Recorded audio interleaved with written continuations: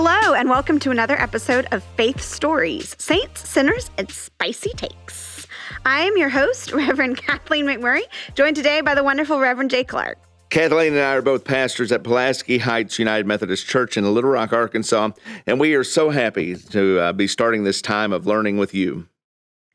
Faith Stories is a podcast where we take a look at stories and people from history, good, bad, and ugly, and draw out lessons for life and faith. We hope to learn some new things about history, have some fun and laughs, and discover deeper meaning for our faith. And this month we're talking about Saint Augustine, Saint Augustine, Saint... However we pronounce his name. The Bishop of Hippo. Which would be a port region, central Algiers, northern Africa. And he was set the time period late 300s to early 400s, maybe right around 400s. I think that's right. Mm-hmm. Was his lifespan. He lived to be about 75 years old, but what do you think people really know about St.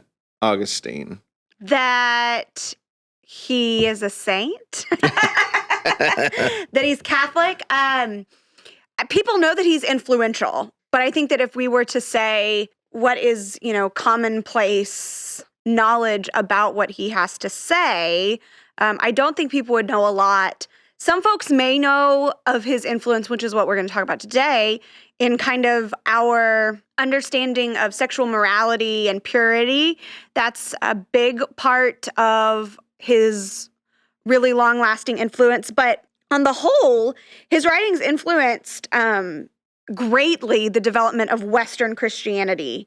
He's viewed as one of the most important church fathers of the Latin church in the ancient times, in that patristic period there in the 3rd and 4th century. He is viewed much more controversial for the Eastern and Orthodox churches. They tend to question him a lot more than his influence was in the Western church, the Catholic church.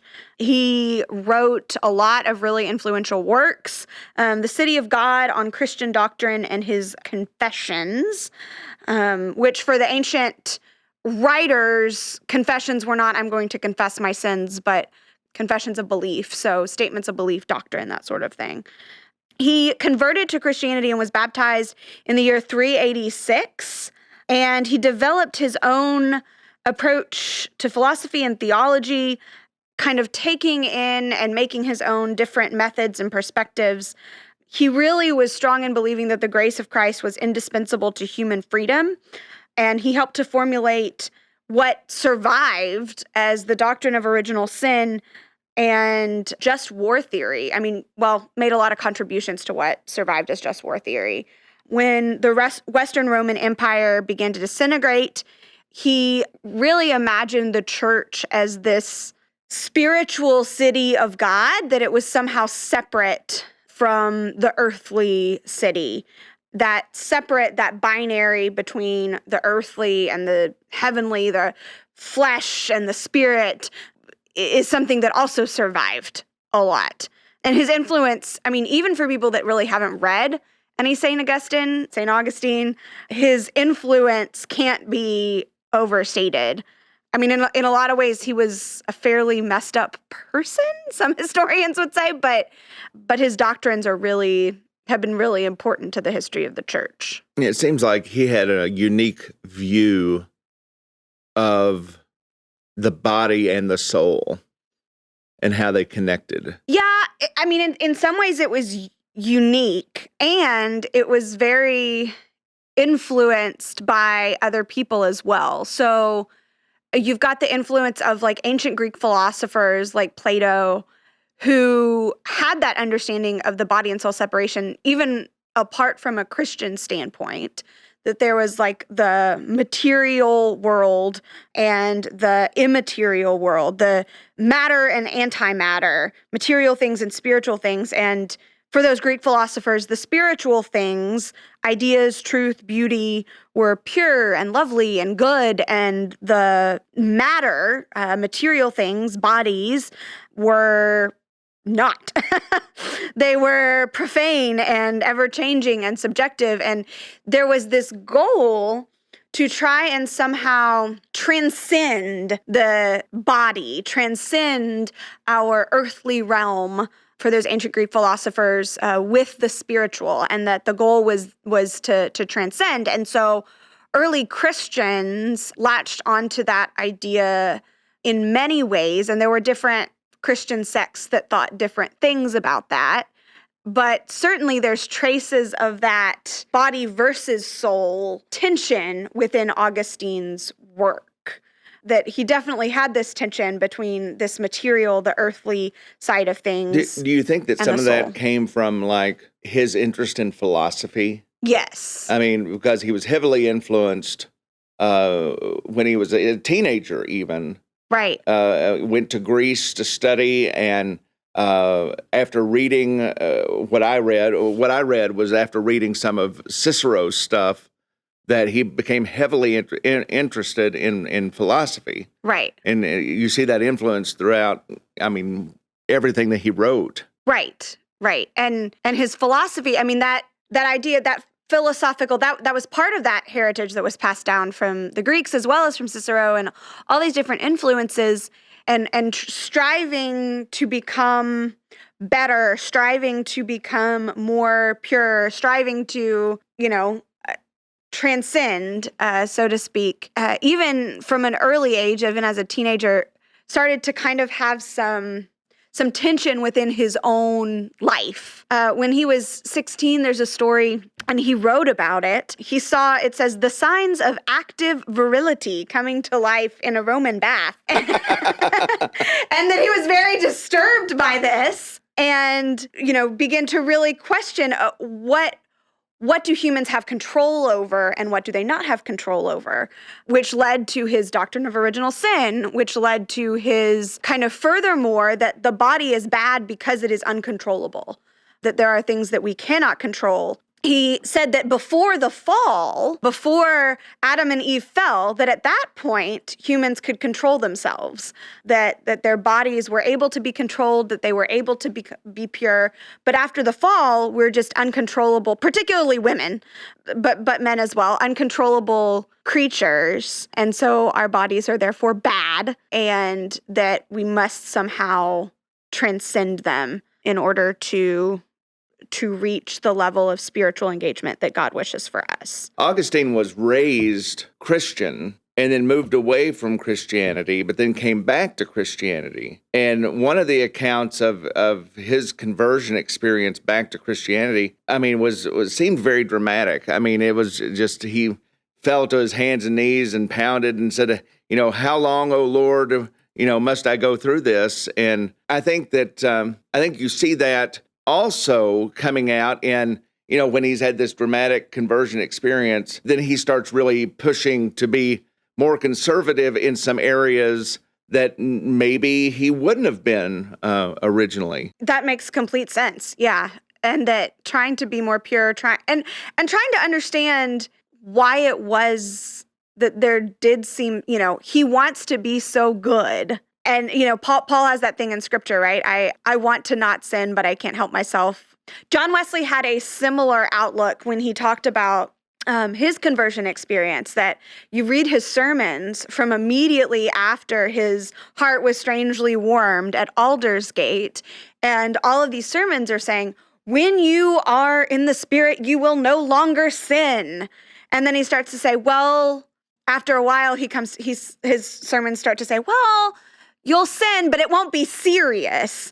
And then a little while later, just because, right? That there's this, when we experience this great conversion, that we begin to kind of slowly realize that reality isn't what we would wish it to be. And perhaps we aren't the people that we would wish to be.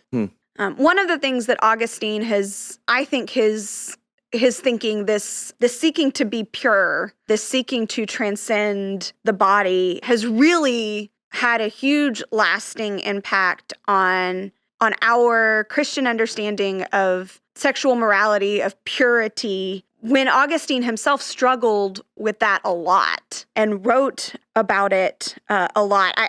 I I read this quote from him where he thought that being a Christian would require him to give up everything that was evil. And in that conversion, in that time, as he was considering this Christian conversion, said, "Give me chastity and self-control, but not just yet." I want to get there, but in the meantime, I've got some questions and some issues that I need to work out, and I think that tension existed a lot, and he, like many of us, want simple answers to things, and so he created a very binary way of thinking, a very strict way of thinking that influenced culture for centuries to come. I think that could possibly be why confession was such a big part of his whole theology. He did want more purity, but I mean, he wanted to give people that way out. Yes. Not out, but you know what I mean? I mean, a way of repentance, yes. and a way to come back. Mm-hmm. And not just you're done. Right. Yeah. And that's where kind of the modern purity movement seems to stray from Augustine's original. He was striving for purity, but he did have confession as a really important part of that. Whereas in the modern purity movement, a lot of like the modern movement that started, evangelical movement that started in the late 20th century, that there was such an emphasis on once purity had been destroyed, it could not ever come back. And that a lot of the analogies that were used in sex education and things in the late 20th century, there was the Oreo that was, they would pass an Oreo around the room and drop it on the floor. Everybody would kind of have their hands on the Oreo, drop it on the floor, and then they would give it back to, and say like, who wants to eat this, right? Like it is no longer pure. Nobody wants it. That was an analogy of somebody who was no longer sexually pure, that they were right. Forever. There was no way that Oreo was going to get back to the way it was. Right. And it's interesting that, this idea of extreme purity being wanted and being preached and being taught, but without that means of grace coupling with it, a means out. Well, and it doesn't even get into what purity is for a man versus a woman. Right. The sex ed class that I observed in a high school with the old purity ring or whatever, that you sit around a table and you talk, and I mean the whole thing was don't have sex, but then they pulled out a rose, and they passed this rose around, and everyone got to take a petal until there was nothing left. And the point was, ladies, the more people that you sleep with, the more your petals will fall off and no one will want you. You won't be a beautiful rose anymore. Right. And all the guys were just sitting there going, huh. I mean, and that was it. I mean, right. there was not, guys, and I think that there's a tension now between going the Puritan route of explaining sex ed to young people and really sticking with the old Puritan laws and the purity ring and pledge and all that. But I think there's a movement that we're seeing in really being honest about our sexuality with young people, especially in the United States, where we do come from Puritan, roots. Right. Yeah, there's a lot of Puritan roots there, and certainly it's patriarchal, like you said, double standards for men and women, and again, counter to Augustine, like without it is irretrievable. Your virginity is irretrievable.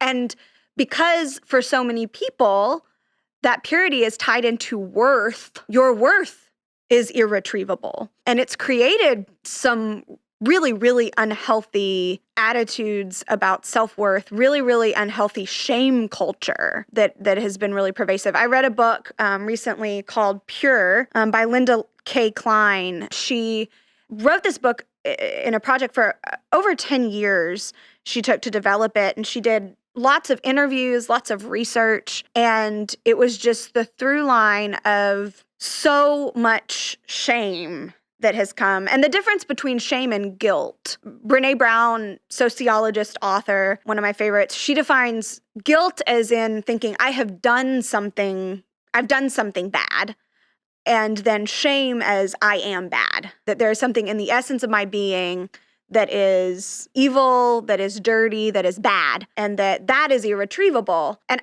I think that Augustine's view of immorality was much more of a like guilt. We're trying to get people to confess, to turn their lives around, and maybe I'm wrong in reading that, but that's how I view a lot of his. But where it has been taken is more of the I am bad, and that therefore I am not worthy, therefore I am irretrievable for God. And it's created just so many problems over the past centuries, obviously, but particularly that the modern purity movement that has been not only within the church, but has been such a cultural movement, a commodified cultural movement. You mentioned the purity rings and the purity pledges, or purity bracelets and concerts and all of these things. And folks would have kids, youth would go up at church camp and sign a purity pledge as they accepted Jesus Christ as their Lord and Savior, which then in their minds, of course, their salvation and their purification are thus linked. If I break the purity pledge, am I still saved? When I worked in youth ministry, I got a call about 11:30 one night at home, and this high school girl said, "Jay, I may have lost my purity ring." And I'm sitting there thinking, "Okay, what am I going to say? Who can I bring into this conversation?" And then I said, "Well, what do you mean you think?" And she says, "Well, I just can't find it anywhere." And I was like, "Oh, good. Well, at least that's a different conversation than I expected." So, did Linda K. Klein in her book, did she have suggestions on how we move forward? Yeah, absolutely. And that's what I think, as we think about Augustine, as we think about this movement, even him in his life moved forward. That a lot of what we talk about is that early view of the fall and how people are no longer capable of anything good, and that huge binary between earth and heaven. But in his later writings at the end of his life, he sort of came around, and he wrote a Genesis commentary really late, in which he says that sex and reproduction are normal and good in the context of marriage, and Adam and Eve would have had sex and begotten children even in paradise. His reasoning, though, was that if God had wanted companionship for Adam rather than sex, he would have sent a man rather than a woman, because, of course, men are more likely to be friends with other men. That I guess Eve couldn't have been a companion. Just could be used for... And that's all the time we have for today. Beginning. But even Augustine, though, you can see there's some evolution between earlier. He had more of the Jerome view that Jerome, who thought that even procreation was bad. Of course, if we're not going to have kids, then Christianity is going to die pretty soon. But, both are saints. I mean, how wonderful is that? We have, St. Augustine and St. Jerome. St. Jerome. Linda K. Klein, she does say that when we can evolve in the ways that we think about our bodies and that we think about the binary, that we can come to something that is new and redemptive, that doesn't say that all faith is bad, and that, but that is something that can give us life. So the enduring theology that we have as Christians is incarnational theology, right? We believe that God became flesh and dwelt among us. And Jesus cared about flesh. He healed people. He cared about people's circumstances.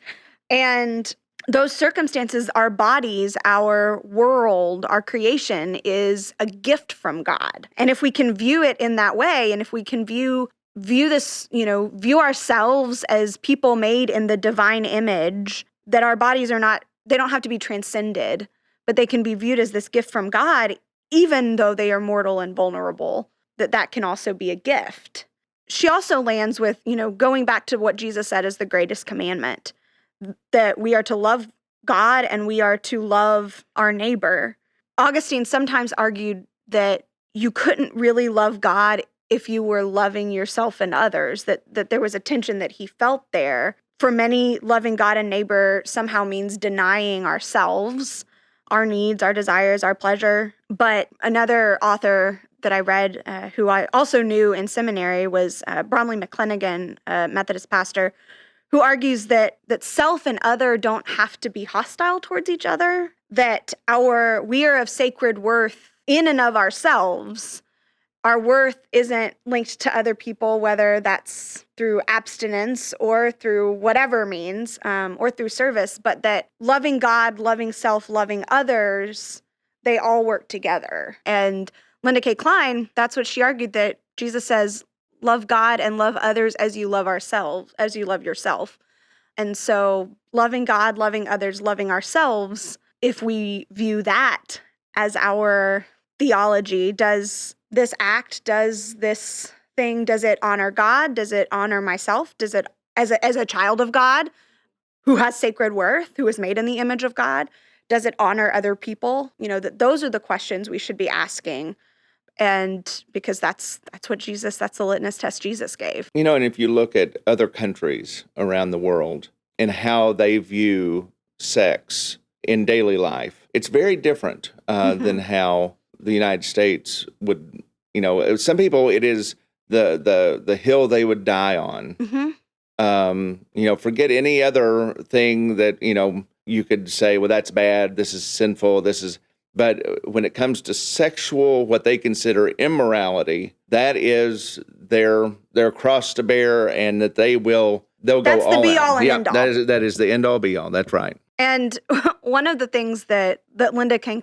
Klein pointed out in her book was that, the Bible doesn't talk nearly as much about sex as it does a lot of other stuff.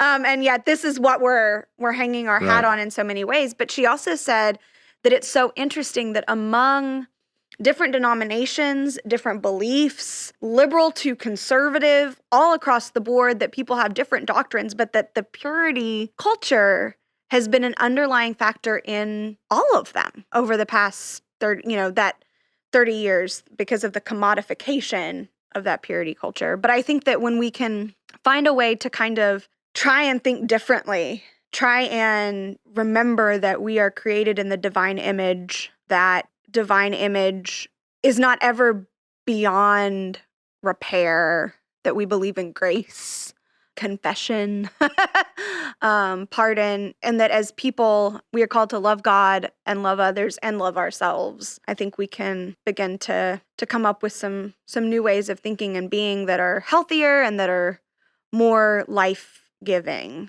And we may not end up quite as tense as Augustine was throughout most of his life. Is there anything else, Jay, that we need to talk about? No, I think it'd end up being a whole another podcast. I mean, a whole new set of worms. Right. Because there's lots of things that tie into this. I think this is a great start. And I think, you raved about Linda K. Klein's book, and I know you did that with your book study group, and all of them really enjoyed it. So that would be something that I think everyone should go out and look for.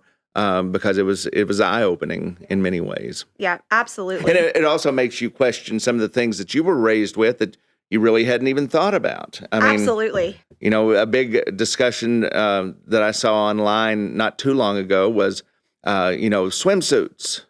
Right. And, for years and years, it was, no swimsuit qualifications for boys, but women had to wear a one-piece or wear a shirt over their swimsuit. Well, and Linda tells a story in the book about during a car wash for the youth group to raise money, the boys took off their shirts and started a water fight. And when the girls' T-shirts that they were all wearing got wet, the girls got in trouble for that. Right. So again, you have that duality there that, again, could be talked about for many times to come. That's right. I mean, Well, we've been talking about some saints today, so we hope you'll join us next month as we talk more about saints in general in the church, how we got saints, what we as United Methodists think about saints, and as we approach All Saints Day, how we can be thinking about that topic. Thank you so much for joining us, and please feel free to contact us if you've got ideas, questions, or critiques for what we have to say. You can contact us at podcast@phumc.com. You can also follow our church on Facebook at Pulaski Heights UMC or on Instagram at PHUMC Hillcrest. Faith Stories, Saints, Sinners, and Spicy Takes is brought to you by Pulaski Heights United Methodist Church in Little Rock, Arkansas. Our engineers are Patrick Shones and Jacob Nolan. Our producer is Michael McMurray. I'm Reverend Jay Clark. And I'm Reverend Kathleen McMurray. Thanks again. Have a great week. And tell someone about Pulaski Heights United Methodist Church.